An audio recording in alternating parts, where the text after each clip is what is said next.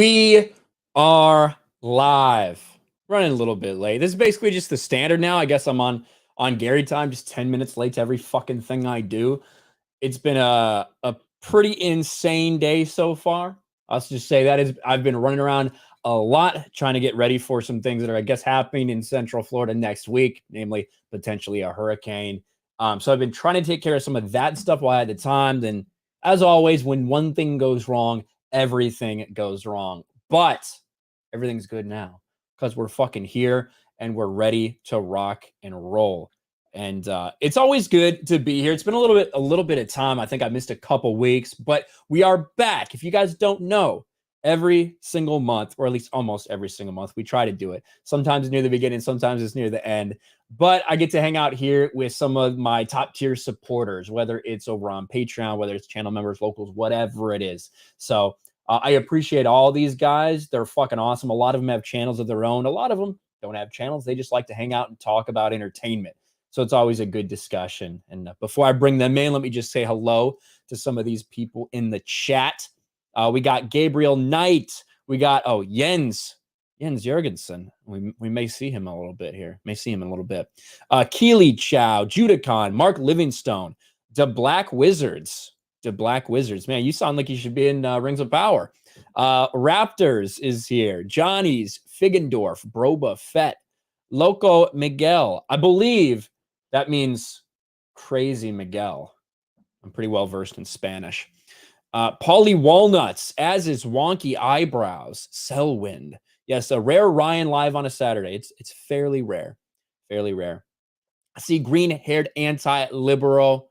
What's up? Tom Galvin Jr., Jared the American, Slade Lawton, and Scott McKenzie. Thank you guys for being here. Appreciate it. Without any further ado, let's bring in the man, the myth, the legend. I think he's been a member on the channel for 30 months now. That's 2.5 years for those of you that are counting.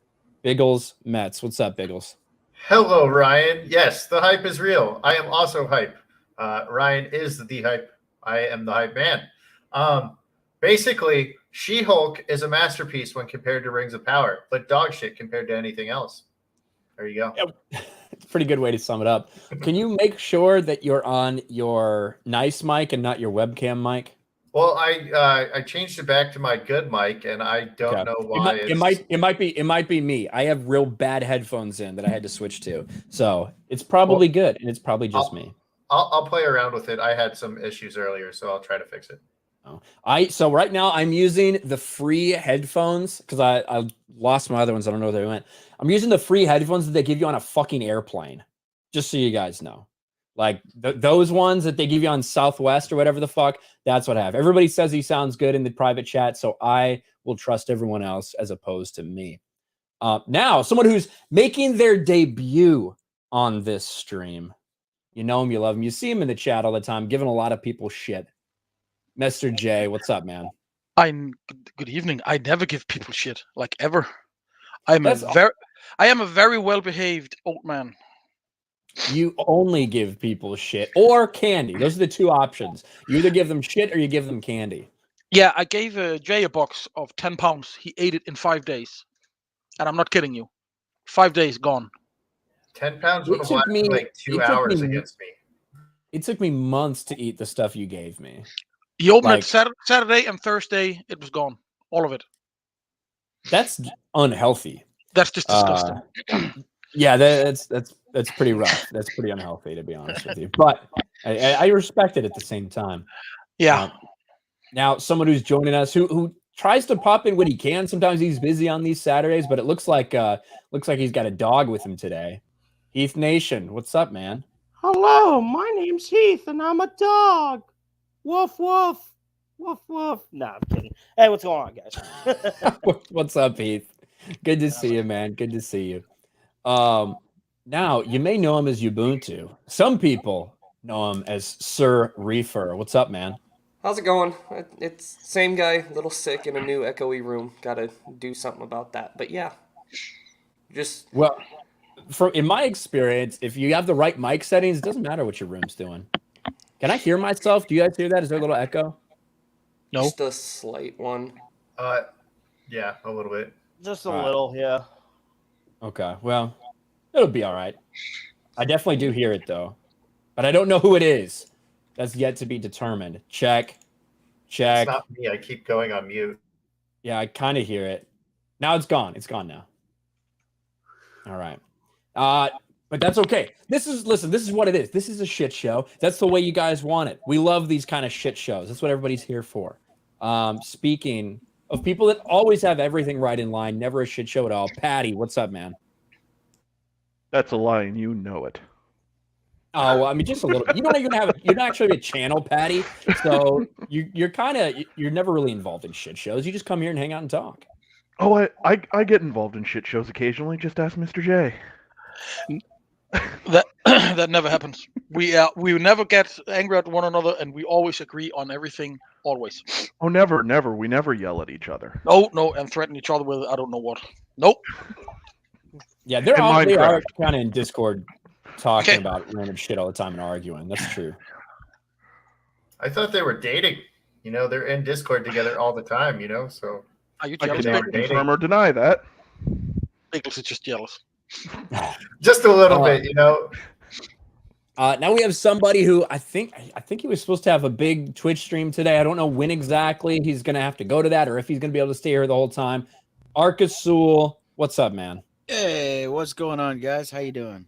So with the Twitch stream, I was supposed to already be there, but the internet kept dying earlier. So I was just like, I'm going to call it and we're just going to I'm going to finish it later on because I had a subathon and it was to reach one of the things was you're going to reach a 24-hour like mark and you're going to go for a 24-hour stream, right? Oof. Well, I had maybe 10 hours left. And then the stream just kept dying and kept dying and kept dying in OBS. So I was just like, everyone just said, we're going to call it and probably just do it either later on tonight or tomorrow. So I've never done a 24-hour stream. I've never done a 24-hour stream. I don't think I ever want to. It sounds fucking miserable. It sounds like it would screw up my entire fucking week. It is rough. Let's see. I stopped at like 9:30ish because that's when I finally pulled the plug on it. I just went straight to bed and I woke up when I sent you that DM saying that I was going to be on here. Well, there like you 150. go. Yeah. I just slept straight through. Well, sometimes shit things happen, but it ends up for the best. So good to have you here, Arkasul. It's good to be here, man. Somebody else who always loves coming to these, and we love having him here. The man, the myth, the legend, Culture Casino. Greetings, everybody. Hello. How's it going? Hi, Culture. Yeah, I don't often get to show up, but when I do, I get to hang out for a little while, and I appreciate the opportunity to do so. Get to see some folks that I don't get to see often enough, so it's good to see everybody. That is true. That is true. So thanks for being here, man. And then he just popped into the back as well. I don't know if he's on a trip. I don't know where in the fucking country he's at, but I know he's right here for this stream. Subhuman, what's up, man? I'm in Houston, Texas. There you go, in the great state of Texas. Mm-hmm. Are you done driving for the day, or? I actually will be driving probably about an hour and a half or so. I got delivered tonight, so I'll be here long enough to chill. I got make a delivery, and then I gotta go pick up. There you go. Well, thanks for being here, man. We got a full fucking panel today. We have a couple super chats. Tyrant Lizard King for $5. Have you seen the trailer for the movie Bros? Its closing line is, "Remember straight people? They had a good run. Really shows what they think of us." I have seen that trailer.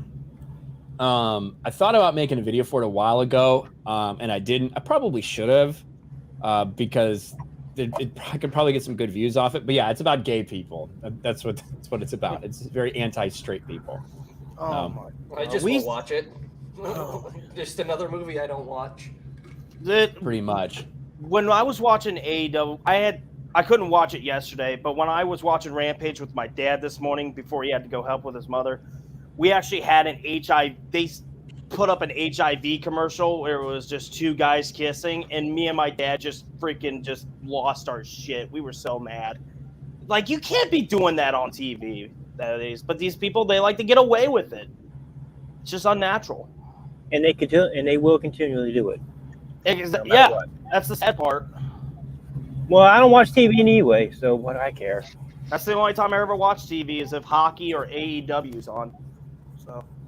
So just so everyone's aware, this is what we're talking about. Movie Bros. It is I've ratioed. seen this. Not really surprised. I'll play a little bit of it so you guys get an idea. Hey guys, it's Bobby Lieber coming to you from the future home of the LGBTQ+ museum. Everyone is really excited and totally getting along. This happens to be Bisexual Awareness Week, and no one has acknowledged it. Lesbian History Month was in March. Nobody said a goddamn thing. Of course, lesbians get a month and we get a week. Now, I actually think that intro is pretty good. It's like the fucking woke ideology on full display. You know what I mean? A little bit of poking fun. But yeah, I'll go to the end where everybody was talking about straight people. Here we go. Comfortable with it. Oh my god, do you guys remember straight people? Yeah, they had a nice run. That's the one that they're talking about. Yeah. Now, the question is though, how many of those actors are straight? Okay, so because I know a couple of them are gay. Doesn't sound like too many of them. Go ahead. Like honestly, that seems kind of satirical to me, but I haven't seen the full trailer, and even if it is, it doesn't seem like a movie that would entertain me. So.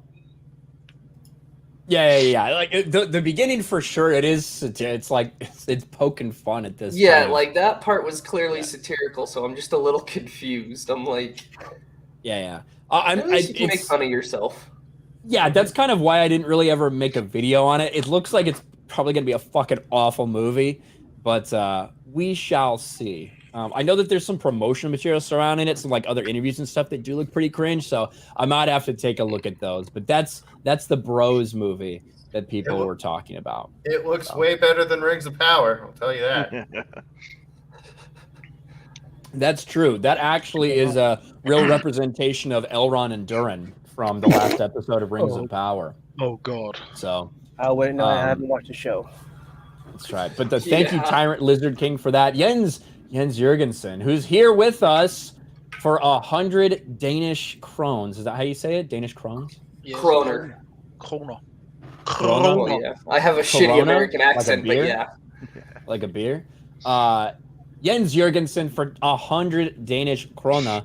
You wanted it, so here you go. Yes, I was begging him for money earlier, so he finally gave me some. Thank you, Jens. I'm your pimp. There it is. Hey, I'll be a fucking whore for 100 Danish kronas. I need that money. I need it for my bills, and I have to feed my cat. And once a week, I take my wife out to dinner, and we go to like Chick-fil-A, bro. I really spend some money. Yeah. There you go. I got bills to pay. I got taxes and I got bills coming up. Yeah. Johnny's for 1326. God damn it, get some new earbuds, Ryan. I do need to get some new earbuds. Usually I do like the Sony earbuds are like $15. Those are pretty much everything I need. I don't like the big over ear headphones like Biggles is wearing or like Jeremy always wears. I don't like that shit. I like the little ones. So I don't know. JT Gunn, late night with Cap for $2. RK Nation stream. Yes, JT, that's what's going on right now. And then Dermy Wormy for 2 is Bros about Arkasul and Cappy's relationship. What do you have to say about that, Arkasul? Dermy Wormy sucks at every video game he ever even thinks about playing. So I don't want to hear anything. But thank you for donating $2 to RK Nation. Thank you, Dermy. Heath, I can see your boogers. Yeah, Heath, you're fucking freaky right now. Speaking of freaky, we got to talk about this disaster zone known as Rings of Power. Why? Obviously, we've been talking about Rings of Power and Amazon and this shit for months, since February, during the Super Bowl when we first saw the trailer. And I got to be real, I thought it was going to completely, betray Tolkien and go against the lore and everything. I didn't think that we might be seeing potentially the worst show ever made compared to how much money was spent on it. Like it's so fucking bad in every single way, from choreography to dialogue to even at times the visual effects, which do sometimes look actually really good. Sometimes it's just like, what are they fucking spending this money on? Bagels, I don't know if you've been paying attention to it at all, other than your snarky comments, but I have a pure hatred for that, and I don't want to watch it, but I keep seeing clips, and it makes me so upset that I go and kick a baby, and then the baby goes and kicks the TV because Rings of Power is there. do you know the baby, or is it just a random one? Just a random baby, just walk down the street. Oh, you're a baby? Fuck Rings of Power. Kick the baby, and then the baby goes to the TV. The baby's name is Jeremy Wormy. All right. I kicked Jeremy Wormy, and then he goes and kicks the TV and says, "Damn you, Rings of Power, you got me kicked." And that's basically how I feel about Rings of Power.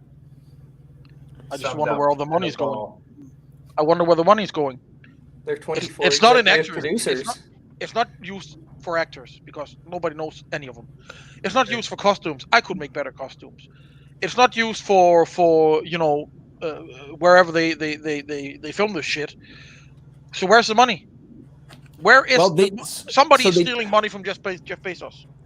They did so they went to New Zealand and they built all these fucking sets and all this shit, and then there's a ton of visual effects that have gone into it. But still, it doesn't seem to make sense for what we're seeing on screen, at least now, in terms of where did this money go. Now, I think Sir Reefer brought up, I saw people talk about in the chat, there's like 25 executive producers or something on this thing. There's a shit ton of them. Yeah, they'll all get fired. And, well, the executive producers certainly won't get fired. They'll get moved around. They'll get moved to a different part of Amazon, or they'll get the executive producers are going to stay a part of this. It'll be everybody else. It'll be writers that'll fucking. I've heard that they're already replacing the writing staff, and that potentially the showrunners are going to be set up to take the fall for this thing, because apparently they're sitting there and they're like, how is it this bad? Like, why? How could this be failing? How do people not like this? This doesn't make any sense. That's the types of conversations that have been going on. And holy shit. Oh, but the comments are funny. The comments in their trailers are funny. I love the trolls in them. Didn't they release the ban on reviews or whatever, and now you can see the reviews on Amazon? Yeah. Yeah, I saw that somewhere. But something else, didn't they delete almost all of the 1-star reviews, Ryan? They did. So yeah, we talked about it. We talked about it before, that they had a 7-day ban on any and all visible reviews, which is such bullshit. They said, oh, it's going to be a 72-hour hold. It ended up being 7-day hold while they tried to, massage and manipulate as much as they could then. And then mysteriously, for a period of about 12 hours until they got called out and caught, they removed nearly all the 1-star reviews in every country. America, UK, Germany. I saw at least those 3. All of them 1-star reviews were removed. Yeah, I think Josiah's review was part of that. Josiah's review was part of that. Quarter made a video on it. I made a video on it. And then Josiah made a video on it too. And then, suddenly once they got caught, they reverted back and all of a sudden they got restored. Yep. But that took the rating from a 3.3 overall to a 4 or 4.1.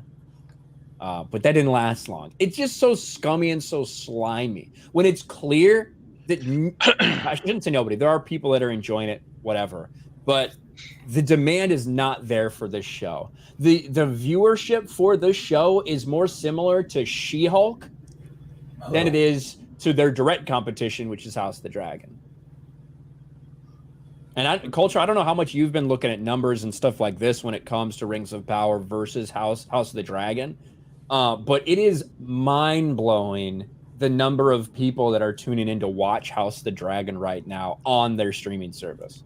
Oh yeah, they're doubling them up and perhaps even more at this point. The people that were watching Rings of Power are basically vaporware at this point. It's not a lot, and we're going to get some actual Nielsen feedback on some of this stuff. But yeah, when you look at even if you acknowledge Parrot Analytics as something that could actually trip over an accidental accurate number at some point, even they're not having a good time trying to prop up this show. So you're seeing, if you look at the Samba TV numbers, you're looking at just a huge difference. Not to mention the fact that it leads in the overall minutes consumed for newly, what do they call it, acquired shows from Nielsen, at least from the day it launched. So I don't know to what extent people are consuming Rings of Power after, let's say, the first 2 episodes, but my guess, based on looking at what's come out from various sources, is they probably cut that audience in half, if not dropped it to a quarter. I can't expect more than a couple 3 million people watching this show right now. I don't know. What do you think, Ryan? It's tough to know the real number. I know that for House of the Dragon, what they're talking about, and I think it's backed up pretty well by these third parties, they're saying that nearly 30 million people are watching it throughout the week, basically. Like that's how much these things are averaging now. And I believe it. And when you consider that HBO Max has 70 million domestic users, maybe something like that, maybe less, that's that's a nuts number. That's an insane number, I think. And I think they're probably really fucking happy with it, considering the taste that Game of Thrones Season 8 left in a lot of people's mouths. But I do think it's been quality so far. I actually have enjoyed it, which is weird. I had no expectations for House of the Dragon, right? And I think you and I were in the same boat. We probably talked about this, but it ended up being more enjoyable than I could have possibly imagined, which is surprising. Very surprising. I'm still waiting for it to fall off the cliff, or for the other shoe to drop, or however you want to just. I expect it to Season 8 itself. I expect it. I'm just waiting. There's legitimately only one thing I'm worried about, and it is the thing that I've been criticizing since the beginning. It's the race swap. Yep. Right. We've already seen it though. If you watched the last episode, you will see Rhaenyra's children. Yeah, exactly. And I don't really care about Rhaenyra's children because, again, I've addressed that from the beginning. If the real problem is that Daemon and Laena's children look incredibly dark-skinned. Yes. So those of you who don't know, right? Rhaenyra married Laenor. In between this time period, Daemon is going to marry Laena Velaryon. They're going to have kids, and their kids are incredibly dark-skinned. So that is the thing. There's a big question of paternity in this book, in this story. But it's because, Rhaenyra's children, they don't look like Velaryons. They have brown hair, but I mean that's happened before. Or sorry, not Velaryons. They don't look like Targaryens. But that has happened before. Not all Targaryens have like the silver hair or anything like that. It doesn't happen all the time. So people can kind of look past it, but there's still whispers. If her kids are just white as shit when she's married to a black guy, no one's going to doubt that they're bastards. No one's going to have any doubt in their minds. And that's a big problem for the story going forward. And aren't the Targaryens supposed to be racial purists? To the extreme? I wouldn't say that. I would say they look at themselves as a higher tier than everybody else, right? They do often marry blood to blood, obviously, but they don't always. It's because they want to keep the blood of the dragon within the Targaryen line. Right. So it is it's tough because one of the reasons that people have a problem with Rhaenyra potentially taking over the throne is because, okay, now the heir to the throne would be a potential bastard, an illegitimate child, right? People can kind of excuse it away, but if there's direct fucking right in front of your face, this obviously isn't true, then people aren't going to be able to do it. So I do think that choosing to race swap the Velaryons is a huge fucking mistake, and it's clearly identity politics driven. And but other than that, say, I'm enjoying the rest of the show. I gotta say, the dude who's playing Corliss, he's doing a good job. Yeah, Steve Toussaint, he's like a really great actor. He's a really good actor, and he's really doing a good job acting as Corliss. He is, in my opinion, when I read Corliss, he is doing a great representation of Corliss on screen. Yeah, I mean, I think so too. Other than he's not what he looks like, you know. I know. I think there's a lot of good actors out there, you know, that you could find someone that actually looks like the way he's described. Also, I'm interested to know if their house or if they're this little war. It's a war between the Greens and the Blacks, and it's all based on the dresses that Rhaenyra and Alicent wear. Are they going to be hesitant to call them the Blacks when all of the Black people are on that side? Wow. I never thought of that. I'm being real. Like that's an honest question I'm asking, you know? Wow. Because if you're going to decide to change all these people that happen to be on one side of this to Black to represent Black people, are you going to call this team the Blacks? I hope they do. I hope really they do hope too. they do. I really Like, hope they do. I hope they do too, because it's fucking what they should be called. But it just, I don't know, brings up that question. But I'm loving House of the Dragon. I'm digging it, man. And I hope I like these next actresses as much as I liked the ones before. It's a bit slow, but you know, I like it that it's a bit slow. It slowly builds up.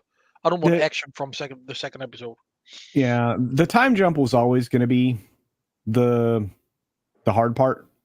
You know, every time they move forward in the story, that's always going to be difficult.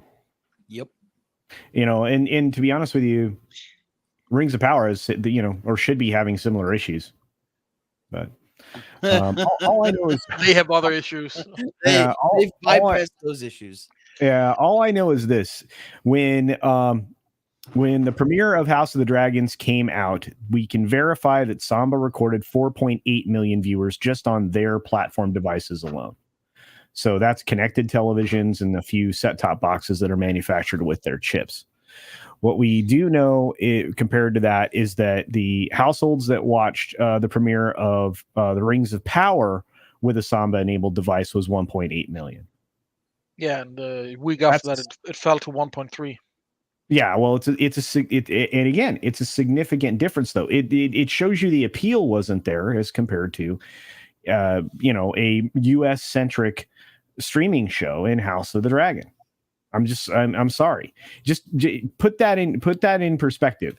You have 220 some million people that have Amazon or access to Amazon Prime if they ever bother to check, right? And you have, like Ryan just described, 70 some million people. As a percentage, more people were interested, a greater percentage of people were interested in House of the Dragon than they were in Rings of Power. So that's the premiere episode. That's the first 4 days, 1.8 million. And there's the first 4 days for HBO's House of the Dragon. Right. Now, to be real clear and fair, the 220 million is the global number, right, for Amazon, not the US number. The US number, I believe, is probably somewhere in the 80 million range. Sounds about right. Like 70 to 80 million, which HBO Max isn't that far behind them. Right. They might be, I might have overstated them a little bit earlier. But yeah, so they're a little bit closer in US. So it actually makes that number it's still fucking impressive. It makes that number bigger. It makes that number bigger by comparison. And I think the interesting thing in all of these numbers from Samba was that of the 1.8 million people who watched the first episode, only 1.3 stuck around to watch the second episode. Episode 2. And they were back to back, which that says a lot, right? They released it at the same time, yes. And according to Amazon themselves, right now, even as long ago as Q2 of 2021, they actually had 153 million US Prime customers, just so you know. But are those active Prime Video users? That's the question. I'm just giving you their numbers. Right. I think that's the one, because obviously a lot of people have it that haven't even fucking downloaded Prime Video. Right. Because such a huge portion of people don't have it for that reason. They just use it for the shipping. Yep. Right. So the Prime Video users is really the thing you got to look at. But here's the other important thing about that, Ryan, is that they actually make their decision-making process about keeping shows for Amazon. Did this bring us? Did this cost us money? They do a cost-benefit analysis of every person that hits the show for the first time. They track what person came in to watch a show on Amazon Prime Video for the first time.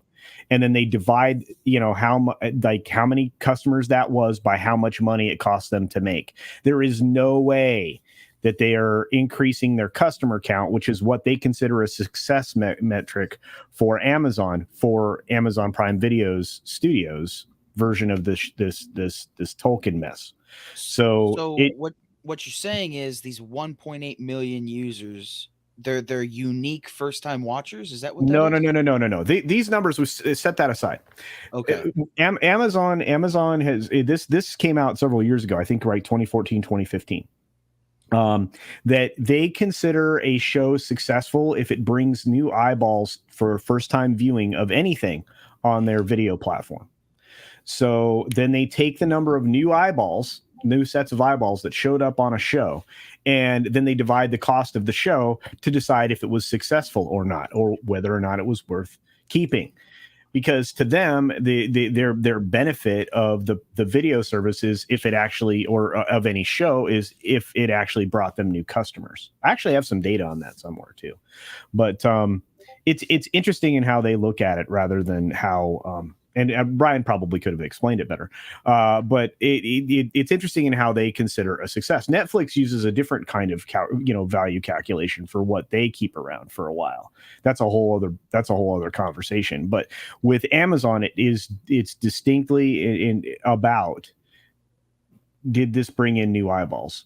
For Netflix, it's similar, but for Amazon, it's like, what was the first thing they watched on Amazon Prime Video? And where are the Nielsen ratings in they lag. They just came in. Ryan, did you see they're those? like the heavyweights of ratings. Right. Ryan, did you see those ratings? Can you say that again? The ratings from Nielsen for HotD and Rings of Power. I haven't seen those yet. I've been so busy, I haven't even had time. Yeah. I know that the first week that House of the Dragon was potentially eligible, but they only had 3 hours of eligibility. They almost cracked the top 10, even with only 3 hours of time. So I haven't seen those yet. I would be really interested in seeing them though. Let's see if I've got it. That's SVOD behavior. That's not it either. Nielsen streaming ratings. And real quick, while we're looking for these, streaming video ratings. Darkside Droids for $10 says, my faith is in Miguel Sapochnik. Season 1 of Altered Carbon is one of the most underrated sci-fi shows ever. I did really like it. He left after season 1 and the show shit the bed. This may happen again with House of Dragon. I'll also say that Sapochnik was involved with the last season of Game of Thrones as well. So you got some positives and you got some negatives. Wasn't he directly responsible for episode 3? Yeah, he was. That was him. But he also, I like Ryan Condal. I like what he's saying a little bit more in terms of like the messaging, I guess, that he has and like how he speaks after the show. It looked like Miguel Sapochnik was just kind of phoning it in a way. I don't know. It's like they wanted to make sure they had a bridge between Game of Thrones and this to make sure the shows felt the same way, and they do definitely feel the same way. So it's not even top 10. It's even Game of Thrones is above House of Dragon. Let's see here. Gotta find it. Yeah, Echoes is still on top. House of the Dragon is 6th most streamed show. Yeah, because those are correct me if I'm wrong, but I think there's a difference in the way they count them in terms of like acquired shows versus like new shows or things that they've acquired, things like that, right? Do you have the ratings you can pop up so we can look at them, Culture? Every time I go to get the numbers, it's not popping. So, but I'm just reading from the articles. Like the Wrap has an article up about it, and somebody else had the whole thing up that I grabbed. Oh, here it is. I think. Yeah, here we go. I got it. Up. Let me share that tab out. Yeah, because I did see that House of the Dragon was outdrawing it, the Game of Thrones outdrawing it, which is just telling you how many people are going back and watching Game of Thrones because of this. Yeah, and actually, so this is from The Hollywood Reporter, and you're right. There's a distinction here between original series and acquired series. So, Echoes is dominating at 1.12 billion minutes. Then Stranger Things, these are from original series.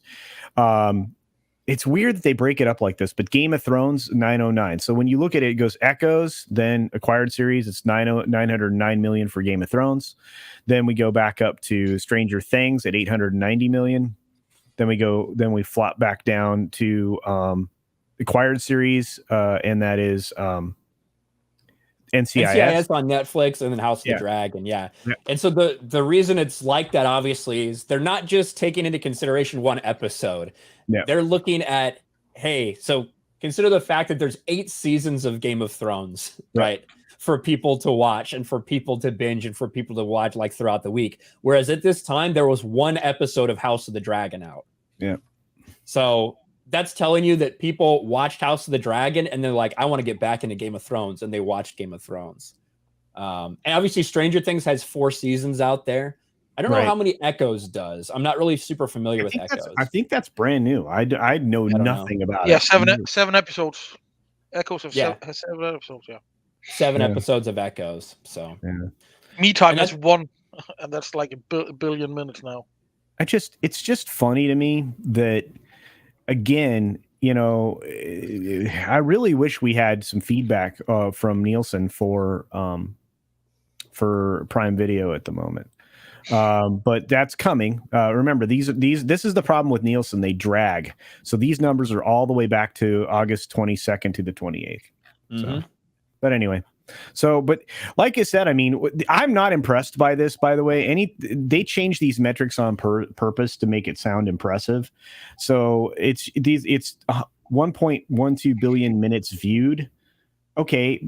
That tells me very little. I mean, you can have a bunch of people that watch, a few minutes of this and don't actually watch the show. It's, at least it indicates that there's still stuff that, people go back and watch, like we were talking about NCIS and Big Bang Theory. Big Bang Theory, look at this. This show's been gone now for 6 years?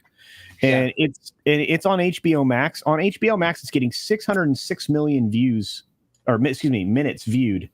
It's the same with Friends. It's the same with and that's why I've talked about a lot the importance of the reason that the entire streaming world has changed so much is because Netflix used to have all this shit.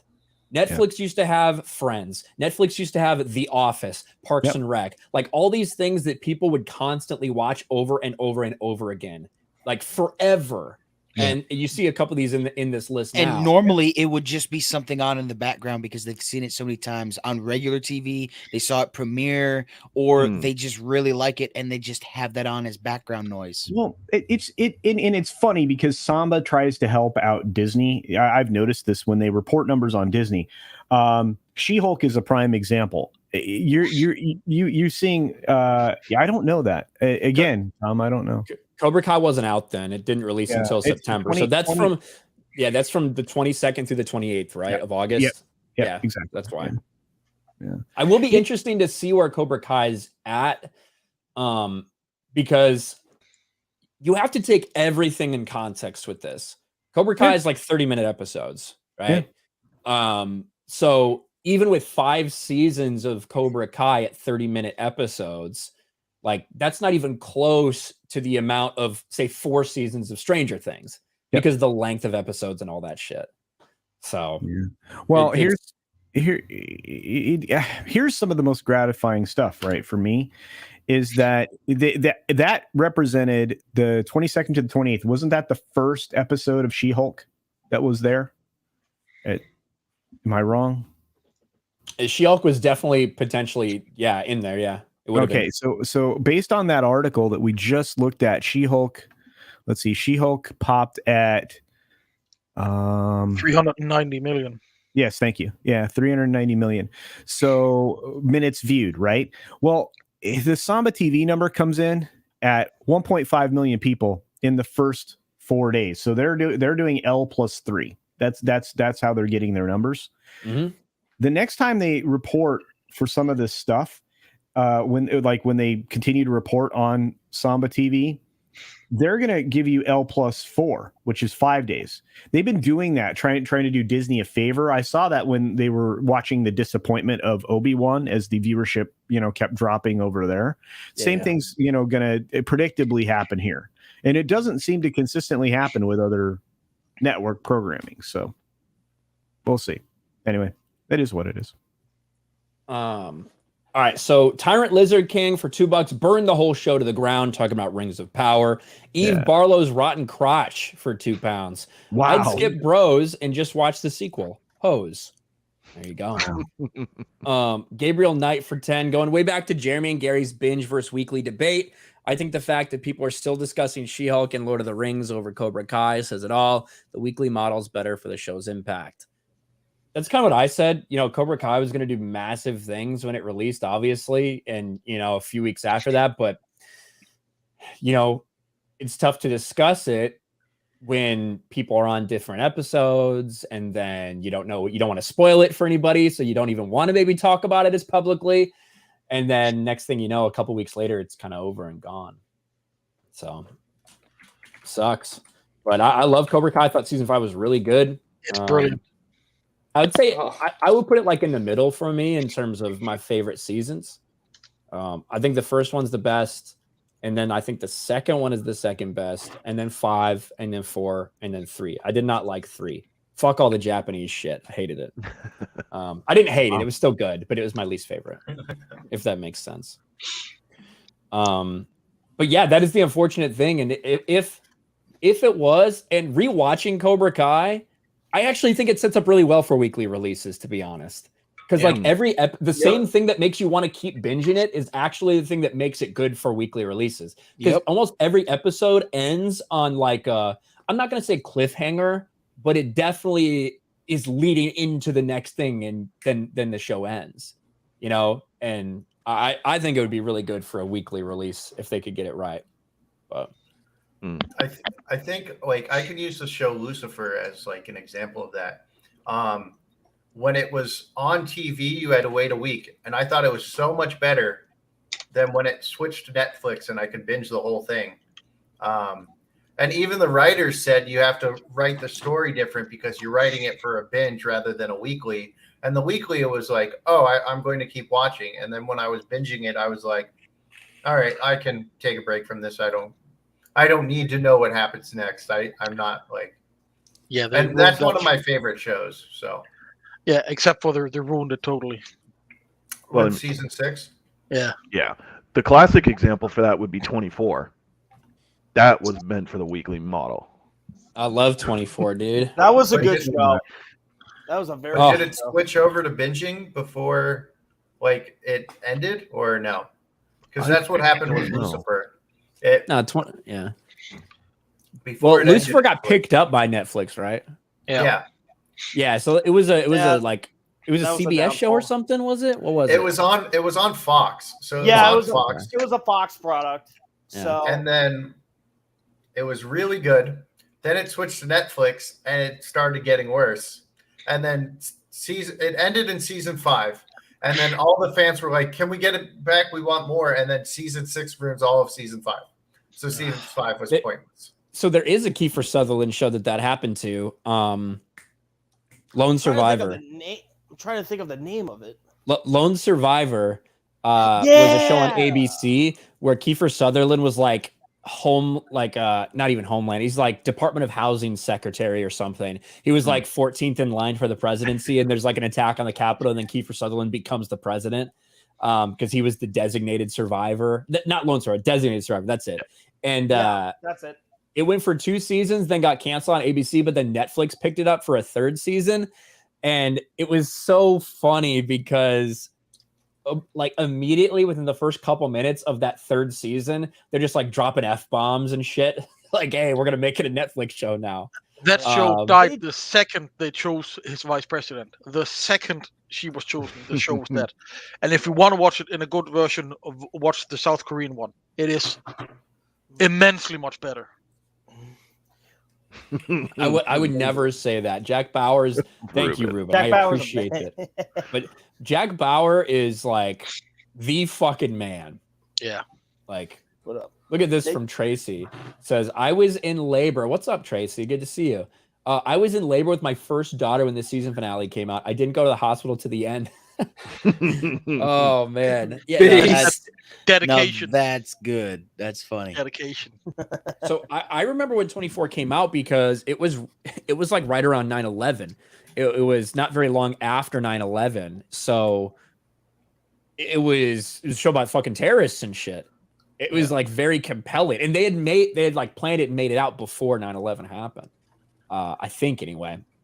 But it was just very timely and it sucked people in the way that it was real time, the way it was, hey, I'm getting in a helicopter. It's going to take me 15 minutes to get there. And it took them fucking 15 minutes to get there.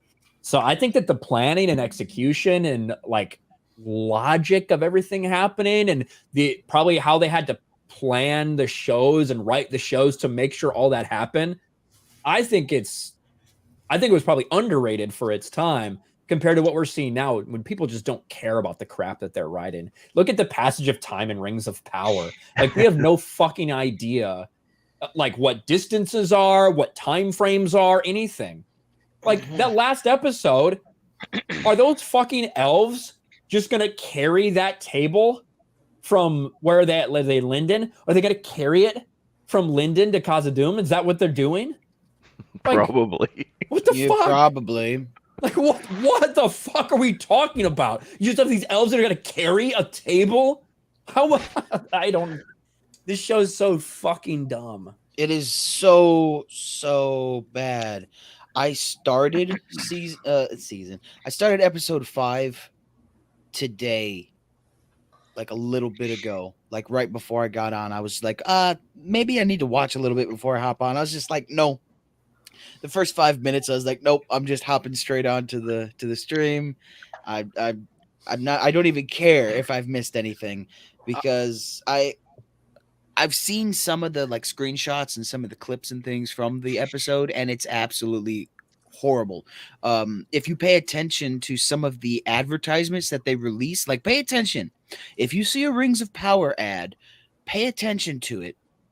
Like if you're on Twitch or if you're on YouTube or anything like that, pay attention to it because you will see some of the worst choreography you have ever seen. I saw the fight scene between Galadriel and like the sea, like the Numenorians.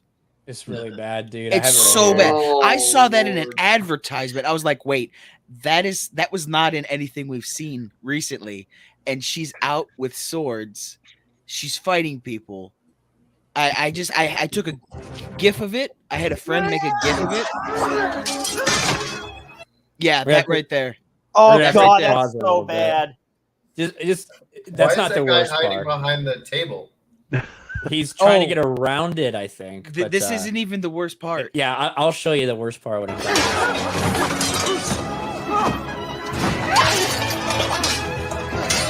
I like how that guy just fucking didn't even really aim for her. He just fucking lunged to the side of her, basically. Yeah, he just became a noodle. Don't plant roots. Now, imagine for a moment God. that Galadriel was this guy and that he had just like bested her and then tapped her on the ass. Imagine how these people would freak the fuck out. Hear the end of it. You wouldn't hear the end of it. I've seen better choreography in the scene of the Warrior Princess. Oh, just the one is coming up right here. Keep moving. Also, what about this woman? She's about to like go, and then just the simple fact that Galadriel has a stern look and flipped her sword backwards makes her not go for this lunge to her back. Apparently, watch this again. Oh my god! Watch this woman. Keep moving. Oh my This goodness. is so bad. It's really bad. And look at that jump cut. That is such. It is It's to prevent them from having to explain how she gets out of it. Like it's garbage. These types of edits are riddled throughout the first 5 episodes. So and these especially those where like they twirl the camera around, going like counterclockwise and clockwise. That is ever present in the first and second episode because they had to make it palatable to the normie. But to anybody that is any type of a cinephile or a movie aficionado, it is disgusting. And anybody that does martial arts that uses weapons like I do, anytime you have like a sword or like a machete or anything pointing like this, that should be a rake across the face. You don't hold up a motherfucker by doing that. Yeah, you'd have no leverage. No, and especially if you have your back turned. That's rule, like unwritten rule number 1 when it comes to weapons fighting. You don't do stupid poses like that leave your back exposed. Now, wait for this. Somehow Galadriel manages to parry like 3 people at one time, and then this happens. What? I think I'm more offended by the hats they were wearing than this awful choreography. Look at this. I don't know how she manages to do this, right? But she does manage to get 3 of their weapons on 2 of her blades. They're all stabbing? Why? She taught them to stab, I guess. I don't know. Many of them are thrusting, yes. Mhm. And look at her arms. And then her hands, her wrists would have been like pointing her hands straight up. Correct. Right? Yes. There would have been no 90-degree leverage. angle. 90-degree angle. But then she does this. And all of them in unison do like the same, like they get the get back pose. You know what I mean? All of them. I think these guys got their fucking sword stuck in this ceiling or something. I don't know what the fuck this is. I mean, the one on the left is just holding it up in the air. Yeah. What it really is, it is theater choreography. Like that's legitimately what this is. When people are out there on a stage doing sword fights on a stage, this is the type of thing you'll see where it kind of looks almost like a dance in a way. But it has to happen in real time. You don't get a second shot, so that's kind of how they do it, right? That's what it doesn't really have to make tons of sense because it's a play, it's fucking theater. That's what this shit is.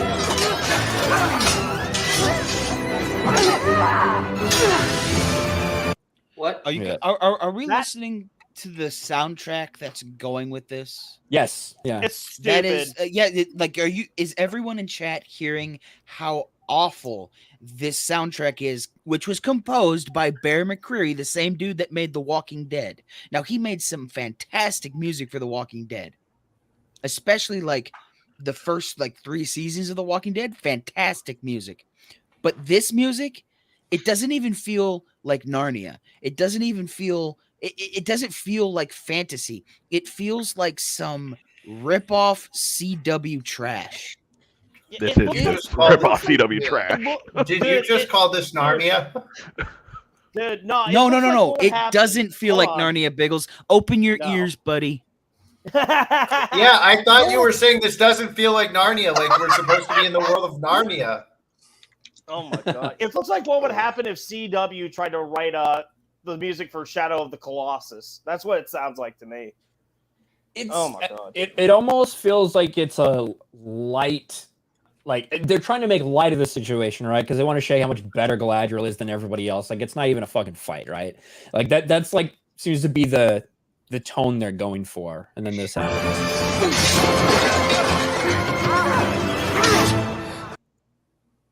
That's the block that she has here. That's not how you frame a block like that, idiot. Again, you would have holding a sword like that, you have no fucking leverage. Yeah, you need to hold it like this, 90-degree with your feet facing towards your opponent. Now he does cut her here, and that's how he gets a promotion. That's how they determine who gets to be a lieutenant. Is if you can fucking break Galadriel's skin. So no word on who broke her hymen, but I guess that's coming soon in Rings of Power. Halbrand. Imagine being Jeff Bezos, right? You pay $60 million an episode, you're watching this. And then you change the channel and you watch, House of the Dragon, which cost a lot less. And then you go back and, he's got to cry. He's got to do the tackleberry with the head down on the front of the car. He's paid billions for this shit. He's got to cry. He's the third richest man on the planet. He's been made to look like an ass. Yeah, he's been made to look like a fool. Like DC's Legends of Tomorrow, that has better choreography and fight scenes than what I just watched. Yeah, that's a bad show. And I watched DC Legends of Tomorrow. First season was good. First season was pretty damn good. That's bold right there. Guys, keep talking about that. I have to just step outside for just a second. I might go get my collie stick. If he doesn't go in and perpetrates a bloodbath within the producers, and there's not one known actor in this show, the supposed most expensive show in the world. There's not one globally known actor. Go back to House of Dragon. There's one known face after the other. Here, everybody's unknown, and he pays $60 million an episode for what? Oh, sorry. Go ahead. I mean, it just baffles me. I mean, go back, look at a movie. It's maybe a bad comparison, but a movie like Joker, $50 million. $50 million. Yep. Right. And you have this. Oh, go ahead. Yeah, no, go ahead, Reefer. Do you think Jeff Bezos is just a huge fan of J.J. Abrams, and that's why he let bad robot people get hired? Like, honestly. That's the only way I can see this happening. I literally don't think he has too much oversight. I think that he was trying to be like the hype man. That's when he said, I want this to be Amazon's Game of Thrones. He was just being a hype man. He also wanted to have this as a status symbol for himself. Even if he doesn't have oversight over the production and how it's executed, he still wants it to be like, oh, look at this. I took the Lord of the Rings. I took the Wheel of Time, and look what I've done. And guess what? They've done horrible things to it. And a man of his ego, with his ego, he's not going to take this for very much longer. Nope. Because his ego can fill out the state of Texas. Well, isn't it true, Ryan, that they said that if the Rings of Power doesn't do well, that Amazon Studios, the television studios, is canceled. They're going under. They didn't necessarily say that, but what they did say was that if this is a failure, then what purpose is there for Amazon Studios? If they can't take an IP like Tolkien and put this much money into it, make it a success, then what are they really doing? And they would evaluate whether they should be making original content or not. Not to say, hey, if it doesn't hit this number, we're canceling everything. But just as kind of, that's the perception of everybody within Amazon Studios, is they do feel kind of like the future of what they're doing. And if it gets bigger or if it shrinks is very much dependent on this. Right. So, now look at the tactics that they're doing to keep Rings of Power afloat and to keep it out, like keep the quote unquote bad reviews out of the limelight. They are removing the reviews. They're blocking the reviews. They're saying anyone that says that the Rings of Power is bad is racist or misogynistic. They are saying that anyone who even hints that the House of the Dragon is better than Amazon's Rings of Power is in somehow a bad person, and they will try to ruin your life. And they've done that with the Access Media. They've done that with the review systems we have, and I'm sure Culture can talk about this at length. But look at the steps that they're going to cover this up, because they know if it fails, that their job is probably in jeopardy. But I do still think that Jeff Bezos they will show him these reviews. He will get the information he needs. He's the boss. He needs to know. He's the one who pays the bills. So at some point they are going to show him these reviews, and he is going to get the truth. And again, his ego, with that man's ego, there will be a bloodbath. I wouldn't be surprised if many of the main actors would be swapped out by other ones. It wouldn't be the first time in a TV show. He needs somebody in there with a name, preferably 2, that can pull in people, that will get people to resubscribe. I don't think that they're gonna do any actor swaps. I highly doubt that. There's no way that you're going to get rid of Morphin Clark as Galadriel. You're not going to change the actor for Elrond. You could probably change the actor for Gil-galad. You could probably change the actor for unless they kill him off. Durin's father, the king of the dwarves. Like all of those supporting actors, you could probably get away with taking out, and changing. But you're not going to take out a main cast member. You're not going to take out Disa. You're not going to take out Durin. You're not going to take out Elrond, Galadriel. I would even say, the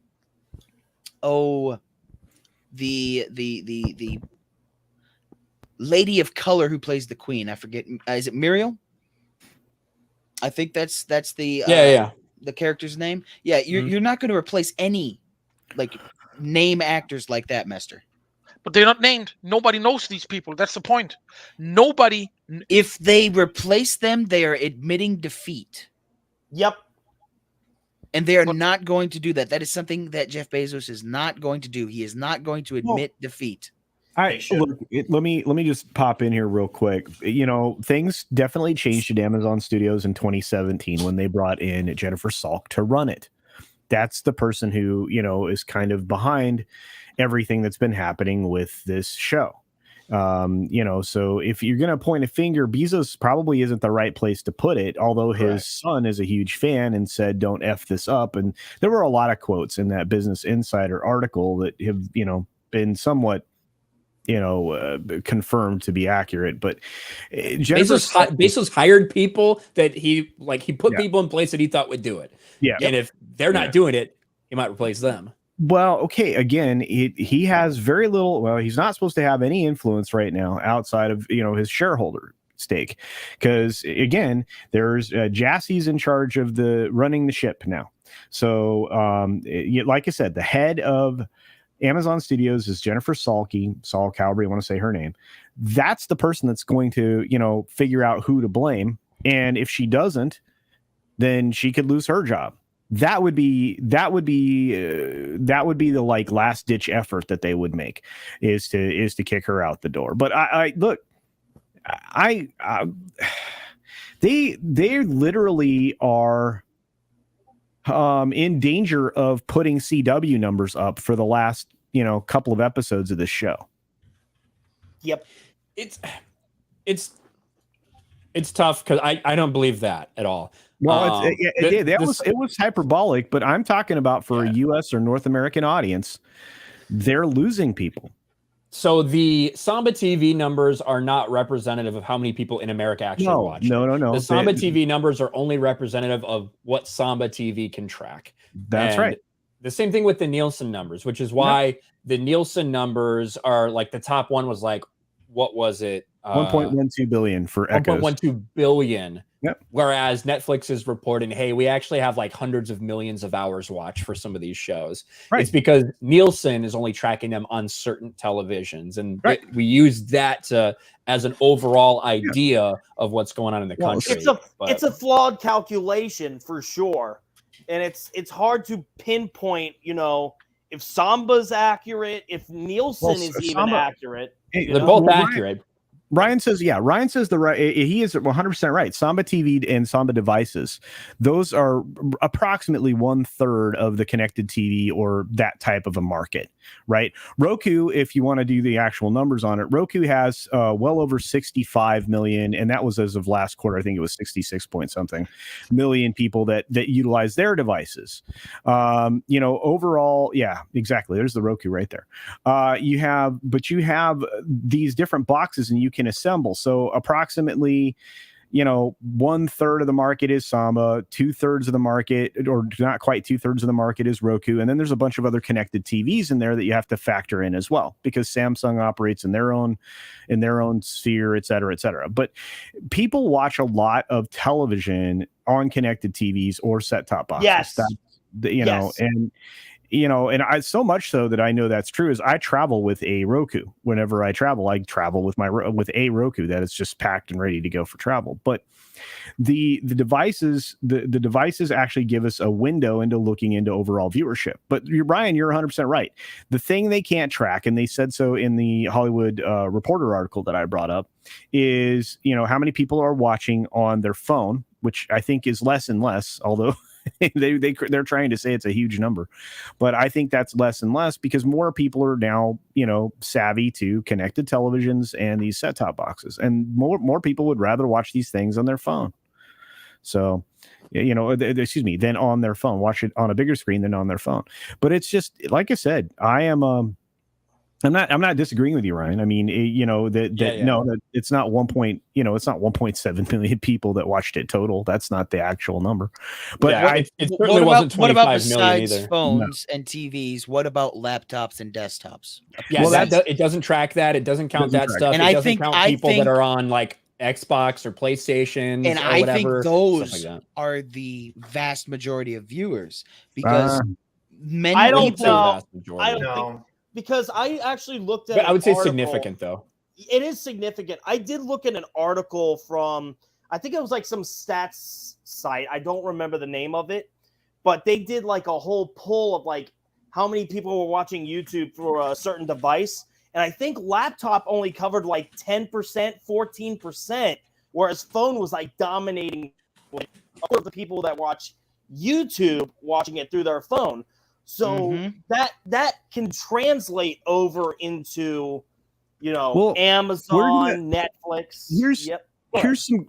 Here's some good news, and I don't mean to talk over you, but I have limited time. No, go ahead. I finished my point. Go ahead. Yeah. Just look at it this way. There is good news on the horizon, right? We're getting really close to a period of time where these streaming services, as they add advertisers, and when they start putting advertisements and advertising tiers on their shows, they're going to have to prove the numbers. They're going to have to prove the numbers. So there's going to have to be transparency to a certain extent, and that's the point at which we'll actually get more information, at least somewhat reliable anyway, or as reliable as we could expect from somebody who's lying to us all the time. Anyway, I had a great time, Ryan. I'm sorry to ditch out. I had a good time though. No, it's all good, man. It's all good.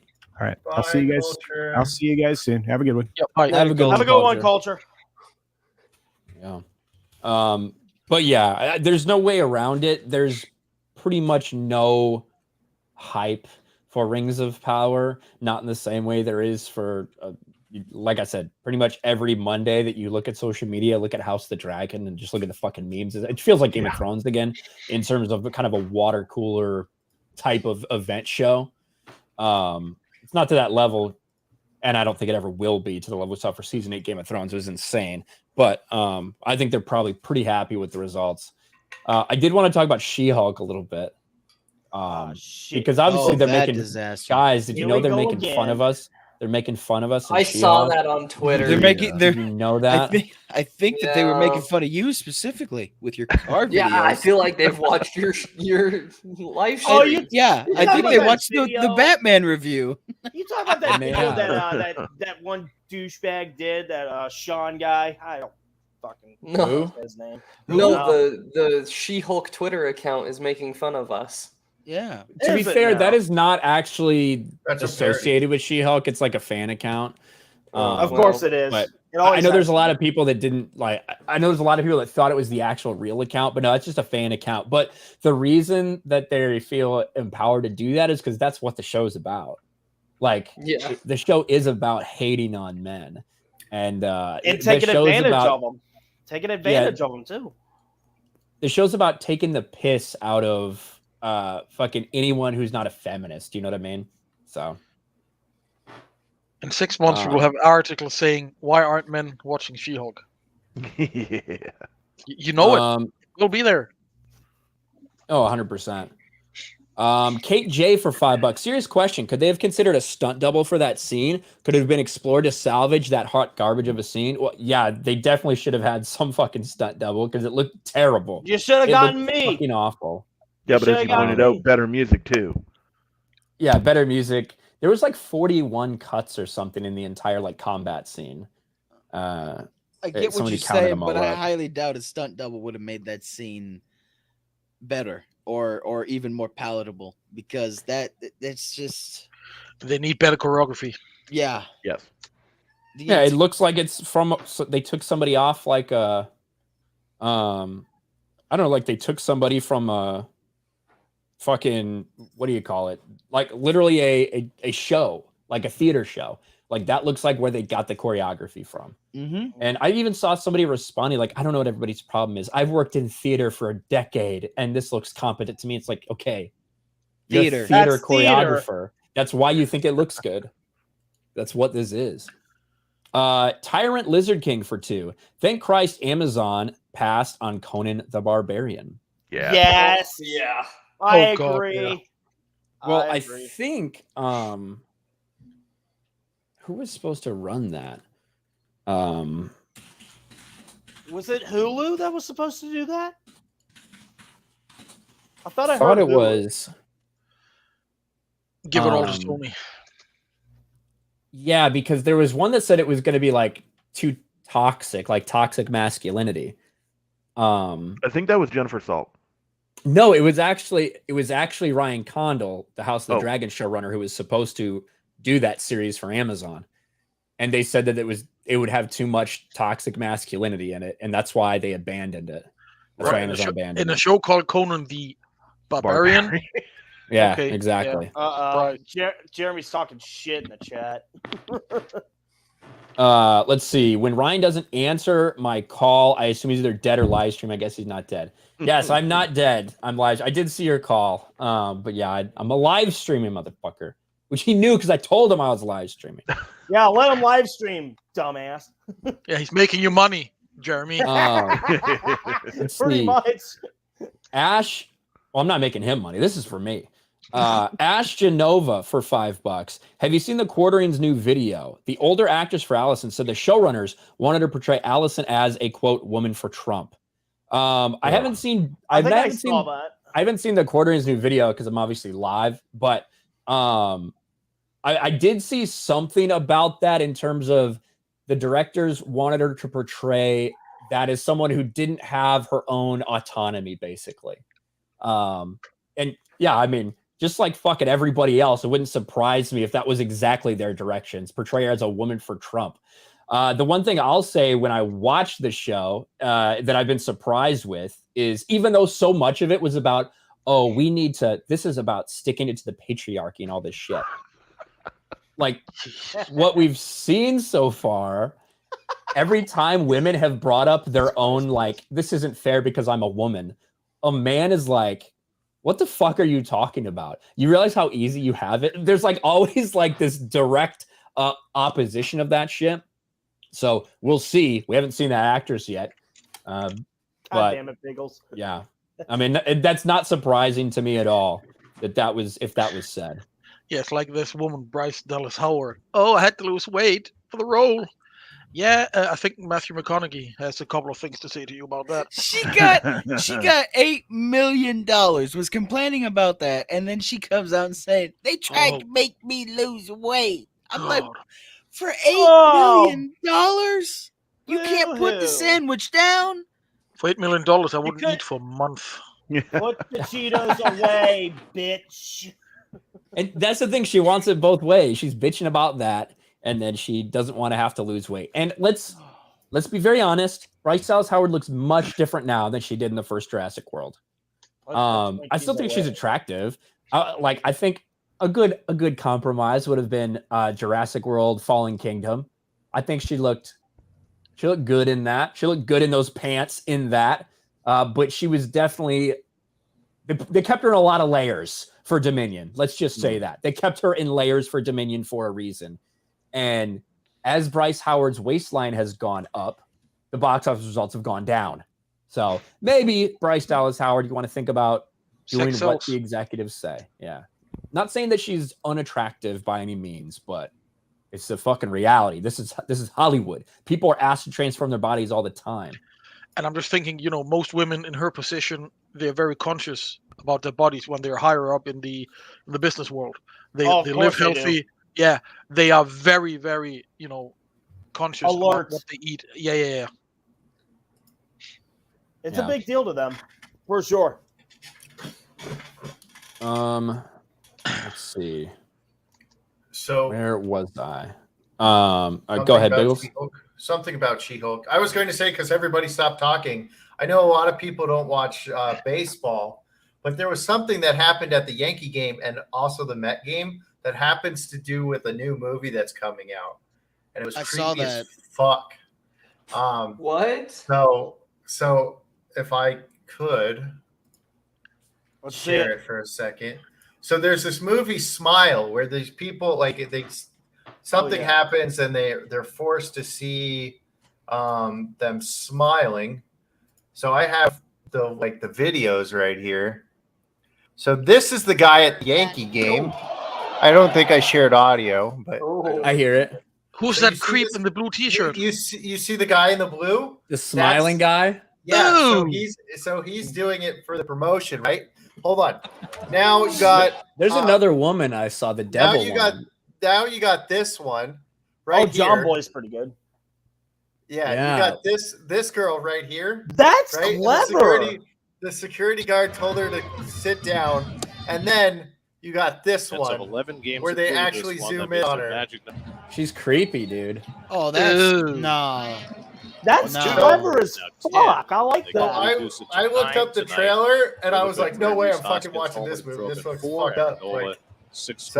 Yeah, but that was that's clever marketing though. Movie? That is great marketing. Smile. But it was creepy as fuck, man. Twitter's like, get this lady off the TV, throw her out of the game. Hey, if they're reacting like that, you're doing your marketing job properly. Give that bitch a raise. yeah. But the dude in the turtleneck was creepy to me. So I know a lot of the people in the chat don't watch baseball. So maybe if you're a fan of horror movies, if those people creep you the fuck out, then maybe you want to check out the movie. Just saying. Dude, there you go. Speaking of horror, have you guys? It's obvious that Hollywood is just on the huge decline, and with that Smile movie does look good. I'm not gonna lie, but other 90% of Hollywood can't do horror for shit. Have you guys been seeing this rise in analog horror on YouTube as of late? In Absolutely. what? Yeah. Analog absolutely horror. Have. Yeah, they got I don't know these. what that is. So basically, these kids, what they'll do is they'll make visual effects and they'll use Blender, and they'll record over it on a VHS and mess with the tracking of it to make it more authentic, and then they'll put it on YouTube. And there's tons of these guys. You got Kane Pixel's Back Rooms, Alex Kister's doing the Mandela catalog. Gemini Home Entertainment's been one that's been recommended to me. Just really, really good shit. I just thought I'd plug that in here because it's these YouTubers are doing what 90% of Hollywood just wishes they could do. They're doing horror right. Yeah, I'm not a big horror guy and I haven't paid too much attention to that, so I can't say I know for sure. Can't say it. Blue-Eyed Scorpio for $2. Give this to Jeremy, even though he's mean to me. I will not, but thank you. Garfield's Bizarre Adventure for $5. Yo, Ryan, who's a better protagonist, Galadriel or She-Hulk? Also, shout out to Lightside J. Ooh. She-Hulk. Plead the I fifth. would say She-Hulk is more likable. I don't know which is worse, Glendora's choreography or She-Hulk's twerking. That's the real debate going on. She-Hulk's twerking is much better. She-Hulk would be the worst thing on TV if Rings of Power wasn't out. Like that's just the truth. Yeah, that's just the truth. I agree with that. So everything I would go like Galadriel's worse than She-Hulk is. I haven't watched any of it. That means I'm clean. My soul is untouched. Oh, lucky you. I laughed my way through the first episode of Rings of Power, and I said I'm not watching another one. At least you stayed awake. More than I could say. I think I've fallen asleep 3 times while watching Rings of Power. Yeah, because it releases so late my time. I don't do that shit. I just watch when it's convenient. Yeah, the third episode, I fell straight asleep. Yeah, there ain't no way I'm fucking staying up till like. I'm not gonna stay up till 3 in the morning or something to watch that. No, I'll fucking get to it when I do. That's right, because they release it at midnight. Pacific. Midnight Pacific. Yeah, 3 Eastern. That's a stupid move. I mean, they don't know. Do they not know anything? This has to be like 7 or 8 o'clock at night or at evenings, just before you get the kids to bed, so the family can sit at the television or whatever and watch it together. That's the whole point of it. If you release it at midnight, most people are going to bed because you know what? Surprise, surprise! They have to get up at 5 o'clock in the morning to go to work. And it's like what you just said. It's a Thursday night. Yeah, you still have all of Friday to get through. A show like that should have been on a Friday or a Sunday evening. Even better. You know what I always say? Thursdays are the worst days. So I don't know. Thursday night on NBC used to be like the hot spot for prime time for a long time. Thursday night, all the fucking comedy shows and shit. Yeah. Well, then CBS had all the crime shows as well. That were popping. But at the end of the day, it doesn't matter what day it was. 9 p.m. would be a better time. 9 p.m. Eastern would be a way better time. It's what Game of Thrones did for years. It's what they're doing with House of Dragon. It's working. Everybody gets to watch it at the same time if you want to. Yep. So I don't know. You can plan around it and make a party about it. Like every week, you can. And one thing that helps TV shows out the most is if you can create a tradition about it. Yeah. If you can have that weekly tradition where every single week you come together and you sit down for at least 1 hour and you watch this show, and then that's how you know you're going to get a guaranteed view is making a good show. Secondly, if you can have that other like social cultural aspect to it. If it works for pro wrestling, it can work for shows like Lord of the Rings. Just saying. I mean, because Wednesday nights are always all elite, so that's how they used to do with MASH and Dallas and the Cosby Show, and it was the same night every week at the same time. A lot of your comedy, that's why Johnny Carson, why Johnny Carson was so big, was because every single night he was on at the same time. You would sit around the TV and Johnny was on. Same with Reba McEntire. Like she was always on at the same time, same channel. Everyone just can come together and have a good laugh. Have her entertain you guys, How are we talking about Reba McEntire right now? That's what I was wondering. How bad the Rings of Power is. That's because even that is a better show than Hulk and Rings of Power. Yes.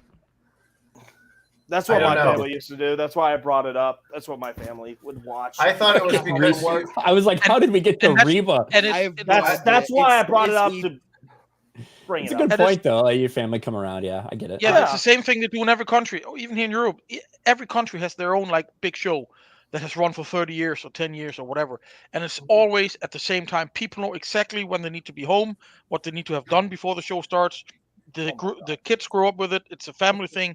And that's what they should aim for, especially with a show like Rings of Power. But I guess not. Comrade Commissar Yuri for 449. Lots of focus on that old watchtower.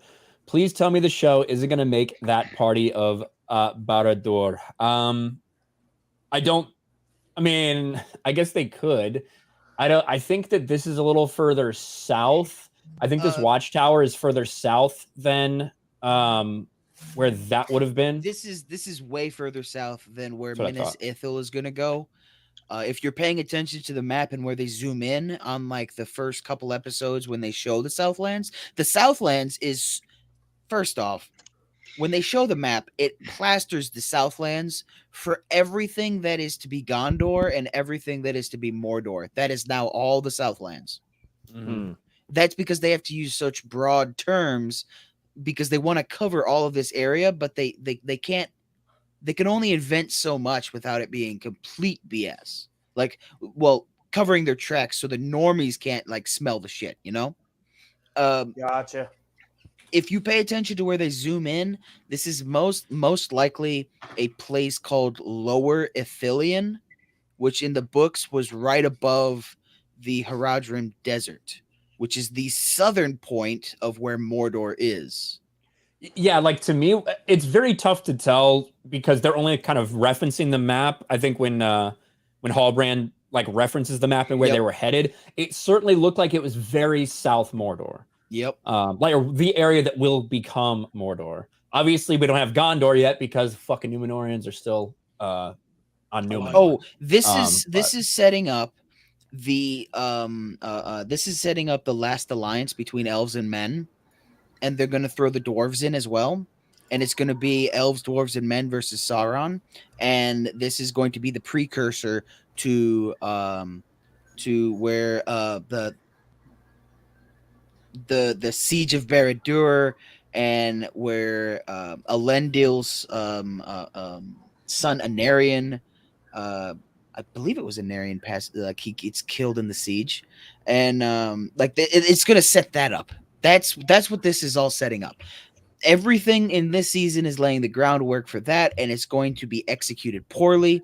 It's gonna look like trash, and that tower that all of those villagers are at, that is going to be like Game of Thrones, the Wall, when it gets assaulted by the people that live beyond the wall, the I don't Wildlings. know. The wildlings, yeah, those guys.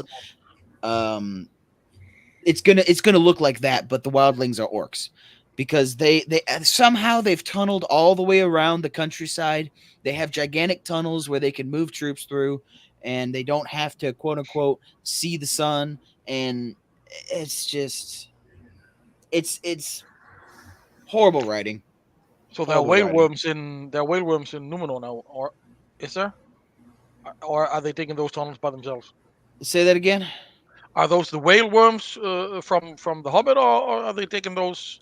They're having prisoners like dig the tunnels. Yeah, the prisoners and other orcs are digging the tunnels. Yeah. Yeah, they don't have anything more high tech. And I have no idea. Same job as prisoners. I have no idea how they are trying to spin. Because I still haven't finished episode 5, so maybe it wasn't answered in this episode. I don't know how they're spinning having an elf be the leader of the orcs.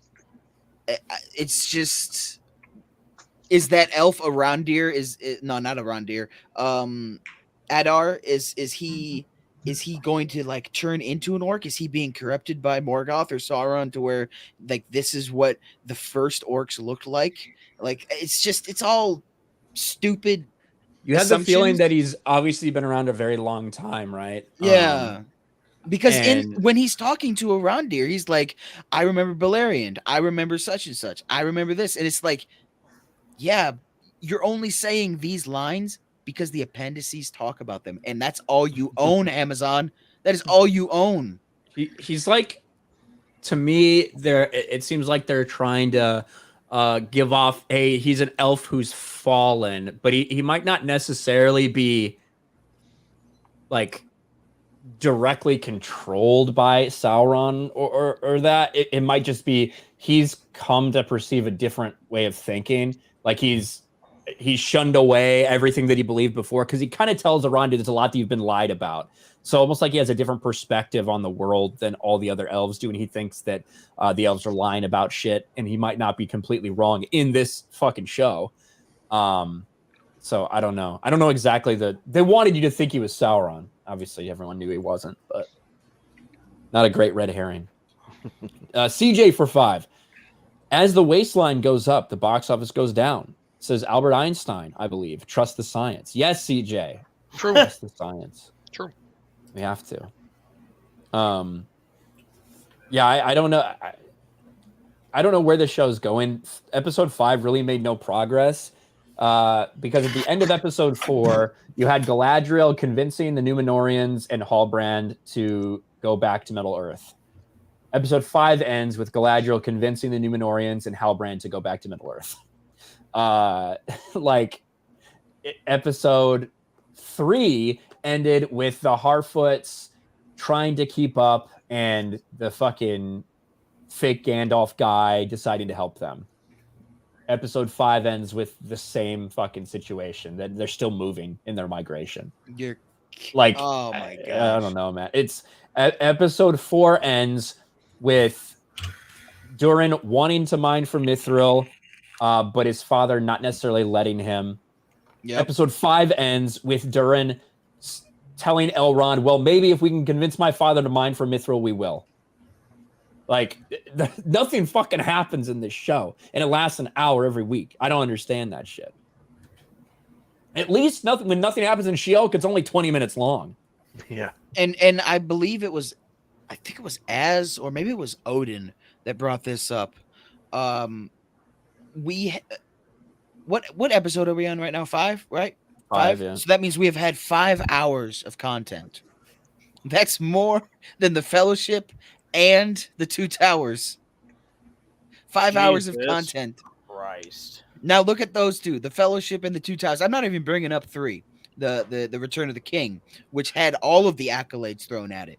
Well deservingly. But look at the Fellowship and the Two Towers.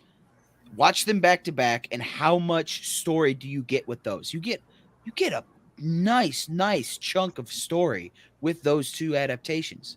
Now look at what we're getting with Amazon Prime's Rings of Power. You've got nothing in 5 hours. Nothing.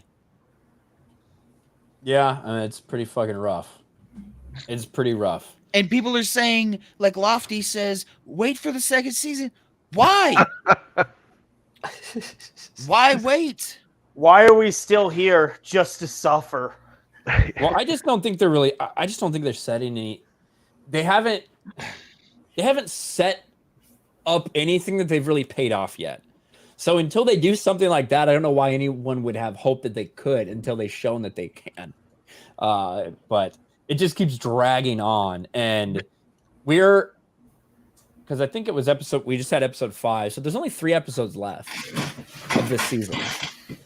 It's only an 8-episode season, so we have 3 hours to, I guess, progress as much as they want to in the first. We're definitely not going to see any Forging of Rings.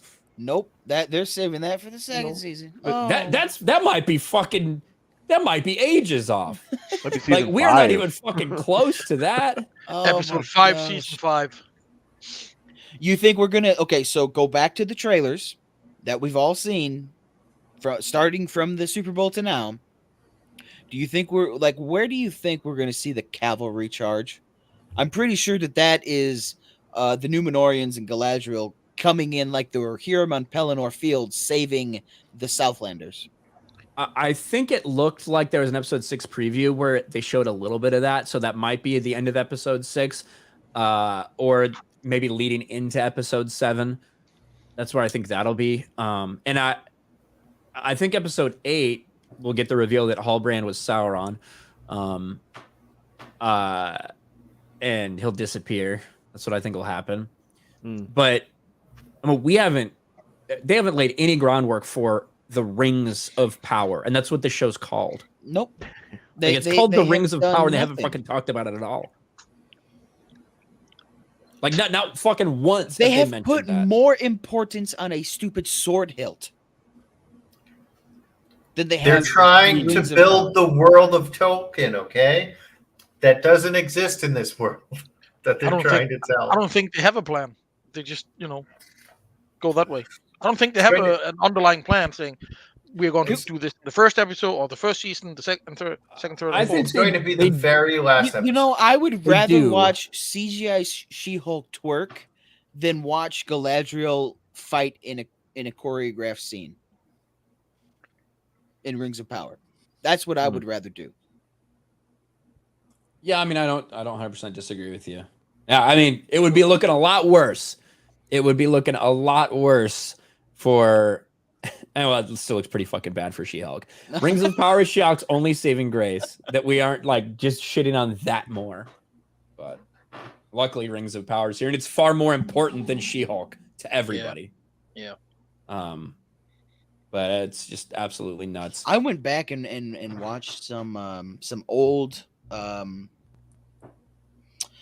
Marvel like animated cartoons of She-Hulk. She-Hulk was so good back then, like back in the 90s with the animated series. Like, yeah, that was actually some good writing. You had a strong female character that was a superhero, but also was feminine and was still a woman.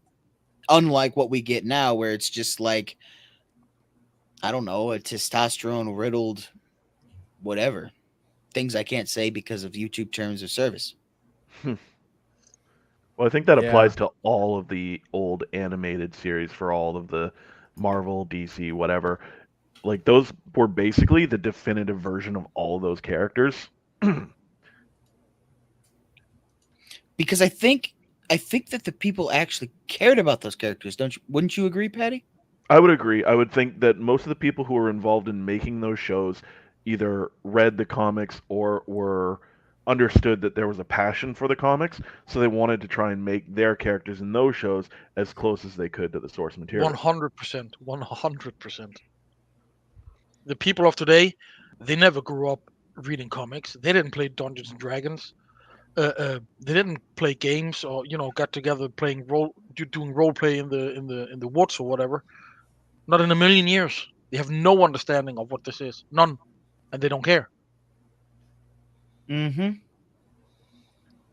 Yeah, man, it's a disappointing time. At the same time, it's a fucking fun time and entertainment.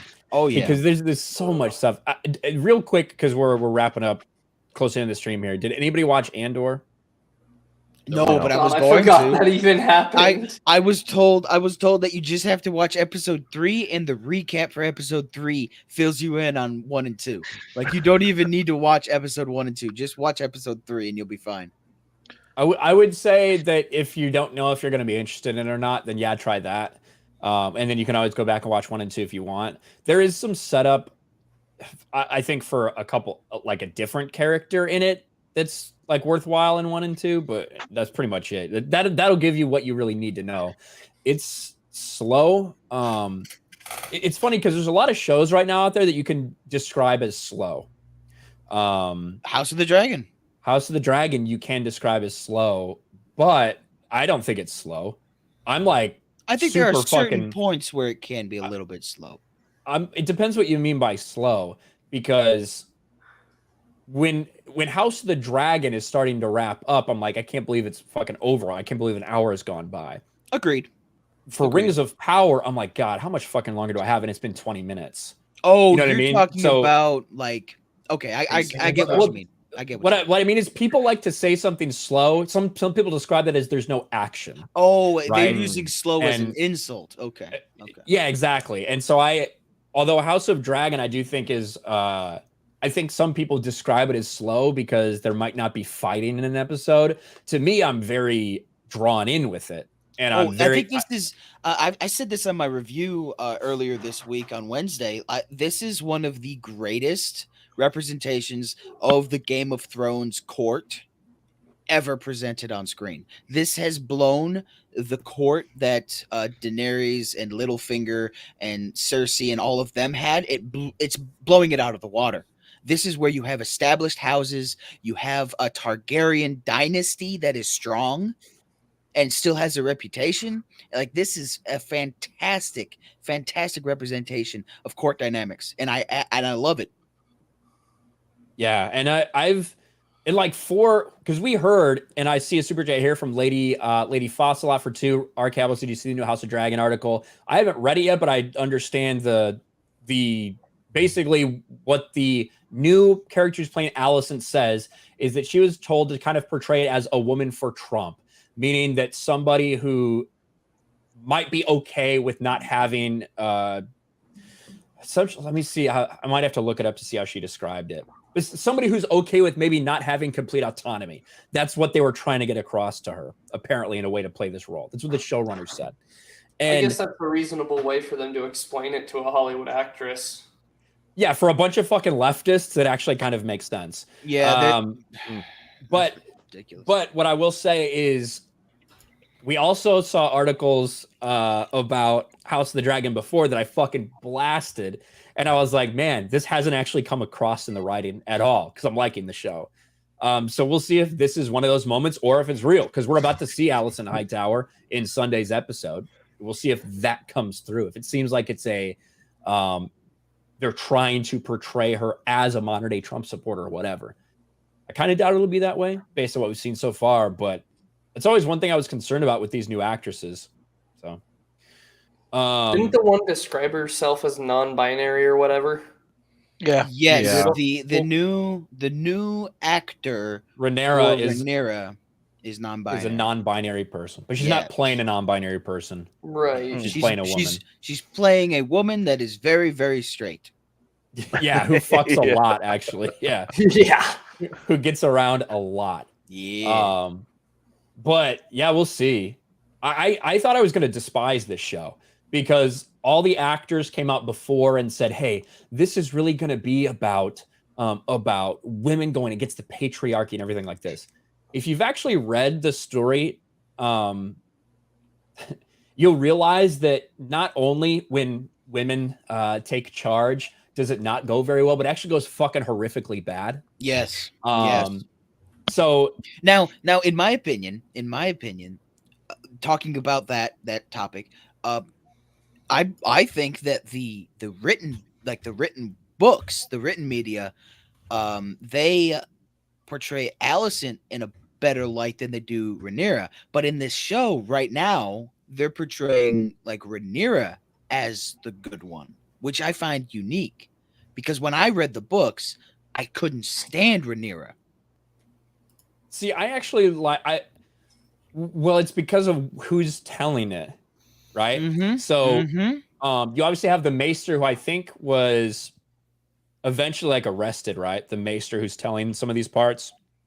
Then you have the Septum, who obviously is going to be against Rhaenyra because she's fucking everybody, including her people she's related to, which they don't like that. And then you had the one person who's kind of on Rhaenyra's side, which is the dwarf. Yep. Like in those telling Mushroom. Yeah. So that might be why it comes across a little bit maybe more pro Alicent. But to me, this is actually a story about how women fuck everything up. The bottom line. That is the bottom line. Yeah. That's what this is. So so for anyone that's like that thinks that that's happening, that thinks you're seeing that, I don't think so, because again, that's what, if you think this is a story about female empowerment, no, you're kind of wrong. And Ryan, is that why you love the show so much? One of the reasons I like the show is because they have these girls, like Rhaenyra a couple times has been like, it's not fair. If I was a woman, I could do this and no one would care. And people are like, but you know what? You're not. You're not a fucking man. And by the way, you don't have to do things like going to battle. Life's pretty fucking easy for you, Rhaenyra. And maybe you should acknowledge that there's a lot of people that are fucking suffering here. And that's one of the things I enjoy, is that every time Rhaenyra says something like that, there is a counter. There's opposing viewpoints. For instance, in episode 4, Rhaenyra is reacting to all the people who don't want a woman as their ruler. And she says, that's not really fucking fair. And Damon says, well, it might not be fair, but it's also, you have to acknowledge the reality. These are the people. You have to listen to them and understand them. If you're going to rule them at some point, you need to understand where they're coming from. What you're going to see in about 10 years, 15 years time, whatever, is that Rhaenyra doesn't listen to those people. And they fucking hate her for it. So, and that ends up being part of her downfall. So I think they're setting things up very well in terms of that. But it's not some, hey, everything will be better when women are in charge. Once we get power, it's going to be so awesome here in Westeros. No, it gets fucking worse. To be fair, Game of Thrones has had a long history of telling the world, do not let women on the throne. I mean, don't let them rule. Everything goes to shit. Pretty much. But and I see we got a birthday guest. Is she ready to come in? Uh-oh. Yay. She said She leave her. says leave me in says no. leave Fuck me in the that. back. Nah. Hey, mama. Come in, mama. Everybody just say happy birthday to Steph. Say happy birthday. No. Wait. Get her on here. No singing. No singing. Wait, who's singing? No singing. Steph, get your ass in here. Do it. No. We got dogs. Add her. All right. So she's gonna leave the backstage. Oh, She's I did like, want to ask, did any of y'all watch the Cyberpunk Edgerunners anime and witness the surrounding controversy with that? What's the controversy? Well, so one of the characters is a very short woman, a very short, petite woman, right? Just commonly known as a lolly character. Well, CDPR didn't want, and Twitter hates these characters because they scream pedo, right? But it's merely a body type. But CDPR said they had an interview with one of the, I don't know who she was, but she was like, I was one of the people who in pre-production voted to have Rebecca removed from the show, and Trigger was like, no, the lolly stays or the show doesn't happen. And then it turns out that the most popular character in the entire anime is Rebecca. It's quite hilarious watching people's heads explode over this. Nice. I've seen that people are really into it, and I'm gonna check it out just because of the reaction people are having to it. It's funny because it's resurrected the game.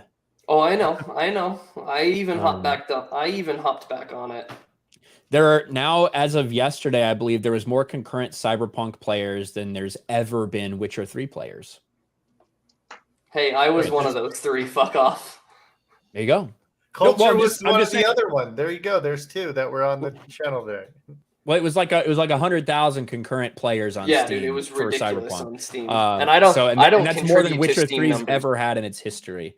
So I will let anyone who hasn't watched it and thinking about watching it, it's fucking brutal.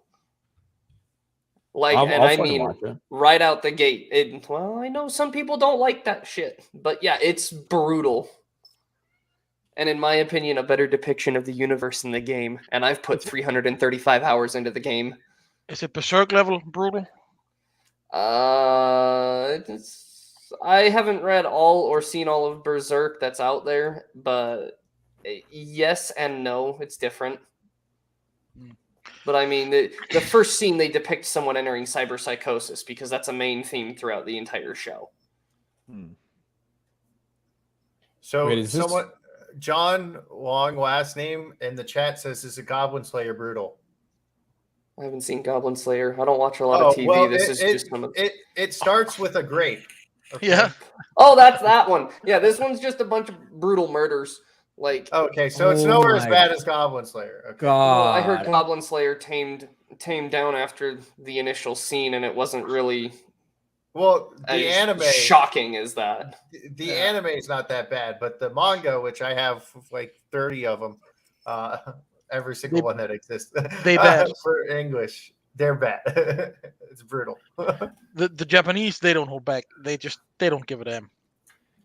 Dude, look at this. I just saw this. What's up? They copy pasted people. Yeah. Oh God. This crowd. No, they've been doing that a lot. The first scene where they show Sauron, they copied and pasted the orcs. That like I can kind of get that because like that was a lot of fucking people. They've like done they were this- supposed to show like thousands of CGI orcs. That makes sense. This is a crowd of like 100 people. Yes. Yes. Ryan, they've done this more times than I can like count, because go to where Elrond and Durin have that rock breaking contest. This guy and this guy the episode- same. Yeah, that's episode 2. When you go to the rock breaking contest, there's going to be a dwarf that looks exceptionally tall. Looked like the actor was probably 6 foot that played him, with a gigantic beard that goes down to probably his feet. And he's pumping his arm like, and they're all chanting and screaming. If you pay attention, they're gonna do one of those stupid jump cuts, and it's gonna like rotate the camera like they had it on a GoPro, and they're gonna rotate, and then boom! As soon as they finish the rotation, you're gonna see this exact same stunt double doing like at the front door, where like the door to the cave where they go into the rock smashing contest, and he's still pumping his arm chanting. It's the exact same stunt double. Or, Like, I'm pretty sure extra. this guy, Doing I the think same this guy exact right here animation? and this guy are the same person. Yes, they are. So what they did is where wherever this lady is, I forget her name. Bronwyn. Bronwyn, the Tits out healer for lady. Bronwyn. Cut it right down the middle, and it's probably a mirrored image, except for well, I shouldn't say mirrored. The right side is probably a picture, and the left side is probably a picture. So they probably took a picture and then had everybody rearrange, and then took another picture and then spliced them together. Yeah, I was about to say that sounds like a complicated because splice this job. The dude right you here, just pointed like, out, Ryan. Look at the brown guy next to him, and then on the other side. Did they just change positions? Yeah. Yeah. Oh my god! Yeah, they did. did. Yeah, they did. What the fuck? They just mirror the image and have some people look other ways. No, but those two are literally mirrored. Like, you don't have enough money for just some extras? What the fuck? Yeah, that's the thing. Like, there's a fucking $1 billion. off the street to come $60 million an episode. I'm Dude, telling you. It's $1 billion company, and you don't have enough to get at least 50 extras? Are you fucking kidding me?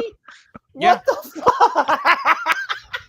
Listen, they could have 50 bums off the street standing in there in their dirty clothes. Exactly. It would That's look the pretty same. much what it is. Yeah. They should just get the homeless people from LA. It will work. It would work just as much.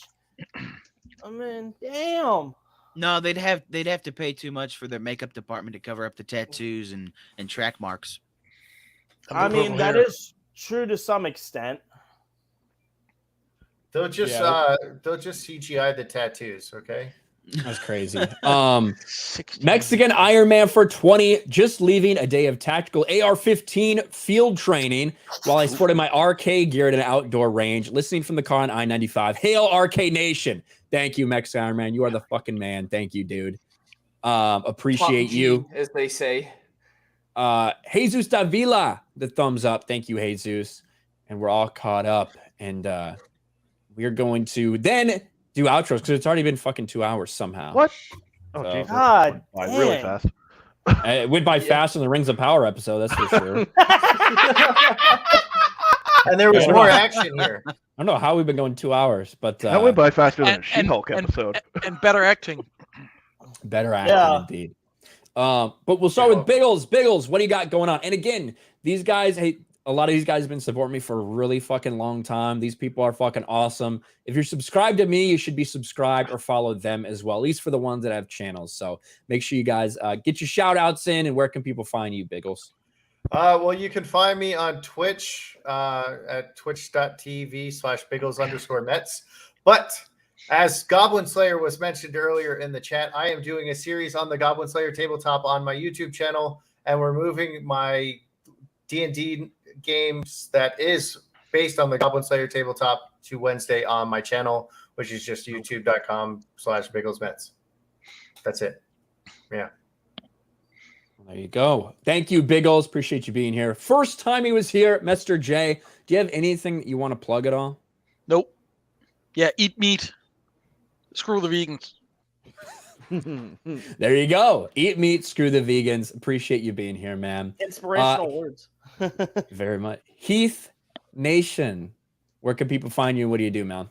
So before I start my promotion, first off, I just want to wish the lovely My Nerdy Home a very happy birthday today. We love you, Steph. But simp, I know. I also want to give a special shout out to my dog here, Sleeping Doge, for filling in some scream time.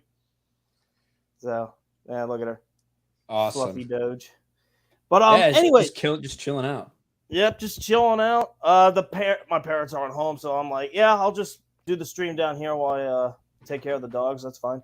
But anyway, you guys can find me on both YouTube and Twitch at Heath Nation 2465. I've finished all my projects on YouTube. I just finished probably the last of my big projects, at least until the end of the Orlando meetup. And I am on Twitch. I am close to getting affiliated. I'm like 6 followers away. So that's exciting. We can do that. We can do 6 followers on Twitch, guys. We can do it. We can fucking get that done. Let's get that link in there. And even if you have no intention of ever watching Heath Nation on Twitch, at least fucking get him to his 50 followers, guys. Come on, we can do it. I mean, that's what I do. Yeah, there you go. Yeah, it's big road, tumultuous road for me, who's been doing videos for 13 years, and it's finally reaching a point. But anyway, normally I'll stream on Monday, but on Tuesday I do Tuesday Talking Tetris. This Tuesday we're going to be talking about the whole civil unrest in Iran as I ultimately screw up in a game of Tetris. And I do Throwback Thursdays on, of course, Thursday. I in the middle of a walkthrough of Ace Combat 5, The Unsung War. Oh, yeah. And I'm going to be continuing that walkthrough on Thursday. After this stream, I'm going to set up my PlayStation. I'm probably going to stream some GTA, just to pass the time. At least until it's only 10 years old. Yeah. Especially with all the leaks. It's going to be much better. It's going to use the same source code, I know, right? Oh, we're gonna get to play with we're gonna get to play as a big booty Latina. That's right. I'm definitely naming it AOC. But anyway, that's all I have for today. I will, in the words of Kenny Omega, say good night and goodbye. All right. There you go. Thank you, man. Sir Reefer, also known as Ubuntu. You got anything going on, man? I got a Twitter account if you want to follow for shit posts and random retweets. It's just at Sir Reefer on Twitter. Yeah. There you go. It'll be a 3,000 ball of cannabis oil as the PFP. Nice. Very, very apt. Thanks for being here, man. Patty, you don't have a channel, but you got anything to show? Not really. Just thanks for having us on as always. Happy birthday to Steph, and going back to lurking. There you go. Thanks for being here, man. And Arca Sewell, where can people find you? You can find me on Twitch, Twitter, and Amazon. Not Amazon, freaking YouTube. I have Amazon Rings of Power pulled up on YouTube right now. On YouTube at Arca Sewell. So twitch.tv/Arcasul, at Arcasul on Twitter, and at Arcasul on YouTube. On my YouTube channel, I am 94 subs. I am 6 away from 100 subs on YouTube. On YouTube, you can see me do reviews of Rings of Power, and also you can see me do live reviews either Wednesday or Thursday, depending on which day we can make it, with Trucker Rob on HotD, House of the Dragon. So we do live reviews, breakdowns, talking about that. It's a lot of fun. I greatly enjoy the live reviews over the pre-recorded reviews for Rings of Power. But I will be having 3 videos come out for the Rings of Power, episodes 3, 4, and 5. And just be looking out for that on my YouTube. On Twitch, I will be completing my subathon, like the remaining hours of my subathon, probably tomorrow over on twitch.tv/Arcasul. I am at 284 followers on Twitch. And if we get to 300 followers, I will subject myself to another 24-hour community live stream where we all get together. And if you're in chat and you want to play a game, like you more than welcome to hop on. If I have the game, I will definitely play it, because that's what community live streams are all about. If you just want to get on and shoot the shit with Watch Together, that's a website where you can basically watch YouTube videos together and talk about it, and we just do that for memes. So that's what we'll be doing for the vast majority of that community live stream, is just having fun, getting to know one another, building a stronger community together. And then, of course, you can always stay up to date with my Twitter, which is @Arcasul. There you go. Follow Arcasul everywhere he goes. Appreciate the hell out of you guys. It's a good stream. Again, 2 hours kind of fucking flies by on these, doesn't it? It really does. But please go support all these dudes. And again, my nerdy home who's modding in the back. Happy birthday to her. So shout out to my nerdy home. Happy birthday, Steph. We're not gonna fucking sing birthday. because that's not a gift. That is a curse.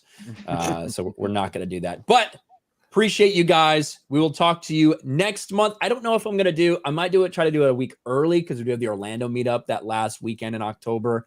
Or it may be a week later, November. I'll try to decide. We'll figure out what works best. But appreciate you guys. I will talk to you later. Peace.